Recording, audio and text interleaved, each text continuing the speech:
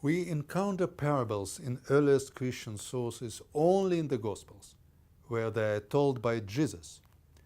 Most scholars believe these parables represent an authentic tradition going back to Jesus himself.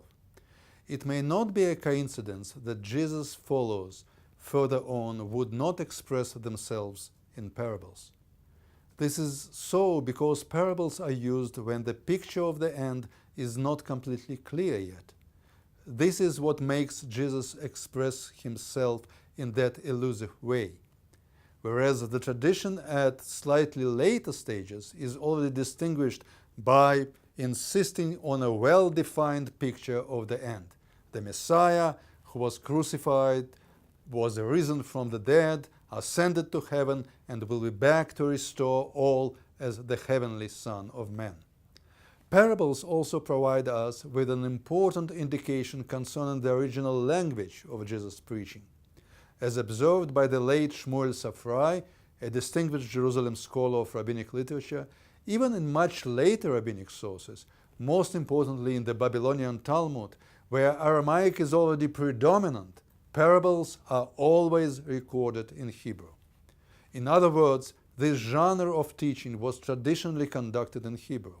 It must have therefore been so much so in the first century land of Israel. Keeping in mind various concepts of the kingdom of God discussed earlier, let us look at some parables in the Gospels, where the motif of the kingdom is prominent. We focus on parables in Luke, though we could go for other synoptic variants with roughly same results. An interesting difference is Matthew's preference for using the appellation kingdom of heaven instead of kingdom of God. The preference that is noted was characteristic of rabbinic traditions too. Our aim is to understand with what kind of the notion of the kingdom Jesus identifies. Here are two consecutive parallels in Luke chapter 13. I read starting from verse 18.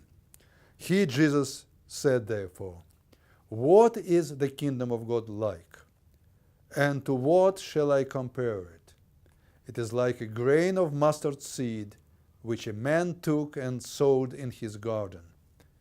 And it grew and became a tree, and the birds of the air made nests in its branches." And again he said, "To what shall I compare the kingdom of God? It is like leaven, which a woman took and hid in 3 measures of flour, till it was all leavened." Both these parables seem to indicate a collation of the modest beginnings corresponding, as it seems, to the individual entrances into the kingdom, leading eventually, possibly in a distant future, to the end game of the general eschatological kingdom.